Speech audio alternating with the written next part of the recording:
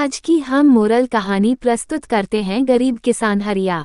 हरिया के घर में उसकी पत्नी मीनू और उसकी एक बेटी रश्मि होती है, जिनके साथ वह गांव दीनापुर में रहता था। इस गांव में मजदूरी कर वह लोगों के यहाँ काम करके अपने परिवार का पालन पोषण कर रहा था। वह सभी की मदद के लिए सबसे आगे आता था। एक बार गरीब किसान हरिया की बेटी बहुत ही ज्यादा बीमार हो जाती है। डॉक्टर साहब ने कहा, हरिया कम से कम 2 लाख रुपए आपकी लड़की के इलाज में लगेंगे। हरिया उदास मन से अपने घर पहुंचा। घर पहुंचने पर उसकी पत्नी ने पूछा, क्या हुआ जीजो, आप इतने उदास हो रहे हो? आज मेरे पास इलाज के लिए 2 लाख रुपए का प्रबंध भी नहीं है। हरिया की बात सुनते ही उसकी पत्नी ने कहा, भगवान शिव के ऊपर भरोसा रखें। तभी गरीब किसान हरिया गांव में मदद के लिए जाता है।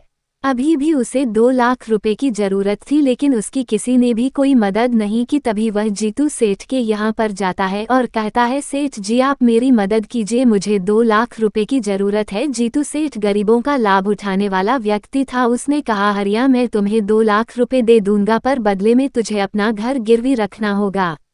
तभी हरिया कहता है, सेठ जी मैं आपकी पाई लौटा दूंगा।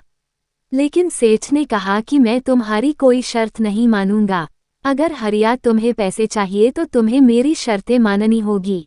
तभी सेठ की पत्नी वहां पर आ जाती है और कहती हैं, अगर हम इस गरीब की मदद कर देंगे तो हमारा कुछ नहीं बिगड़ेगा।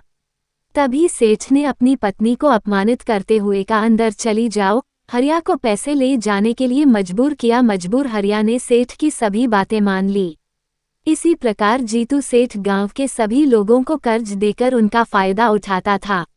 जीतू सेठ लालची हो चुका था। उसकी पत्नी उसका विरोध करती थी, इसलिए जीतू सेठ ने अपनी पत्नी को एक अपने गुंडे से मरवा दिया। एक दिन किस हरिया को उसके आदमियों ने पकड़कर धमकी देकर कहा, अगर तुम्हें अपनी जान प्यारी है तो तुम यहाँ से भाग जाओ। तभी किस हरिया गांव को छोड़कर फरार हो गया। उसका किसी को कुछ पता नहीं चला। किसान हरिया के गायब हो जाने पर उसकी पत्नी किसान की तलाश में निकल पड़ी। रास्ते में हरिया की पत्नी को सेठानी से बनी हुई चुड़ैल मिली। चुड़ैल ने किसान की पत्नी को बताया कि सेठ ने उसकी हत्या करवाई थी और हरिया ने मेरा मर्डर होते हुए देखा था। अब मैं अपना बदला लूंगी और मैं सेठ को मार डालूंगी। चुड़ैल बहुत ही खतरनाक हो चुकी थी, गुस्से में थी और वह सेठ के घर की ओर चल पड़ी। चुड़ैल ने जंगल में लाकर जीतू सेठ को मार दिया। अब चुड़ैल बहुत ही गुस्से में जंगल में घूमने लगी और आने जाने वालों सभी को परेशान करने लगी। तभी गांव के कुछ लोग तांत्रिक को बुलाकर तांत्रिक ने उसे मंत्र के द्वारा वीरान द्वीप पर कैद कर दिया।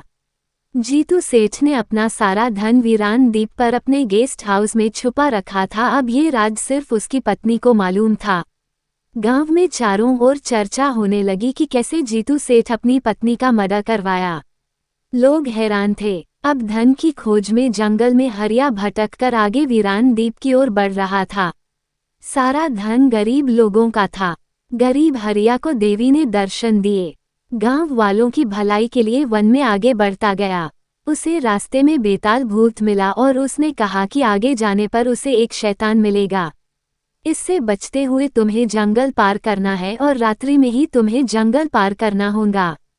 तुम्हें अंदर जाने पर एक चुड़ैल और एक भूत जेल के अंदर कैद मिलेंगे, जो बहुत ही भले हैं और उनकी तुम्हें मुक्ति करनी होगी। तुम्हें उनके पास जाने पर महामृत्युंजय मंत्र का पाठ करना होगा, जिसे सुनने पर उनकी दोनों की तुरंत मुक्ति हो जाएगी।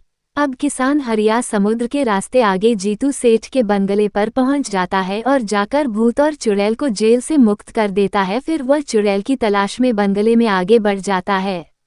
चुड़ैल को जहां पर जीतू सेठ ने दफन करवाया था वहीं पर पहुंच जाता है और देखता है कि चुड़ैल अपने खजाने को देख रही है। जीतू सेठ का खजाना तहखाना के अंदर छुपा था।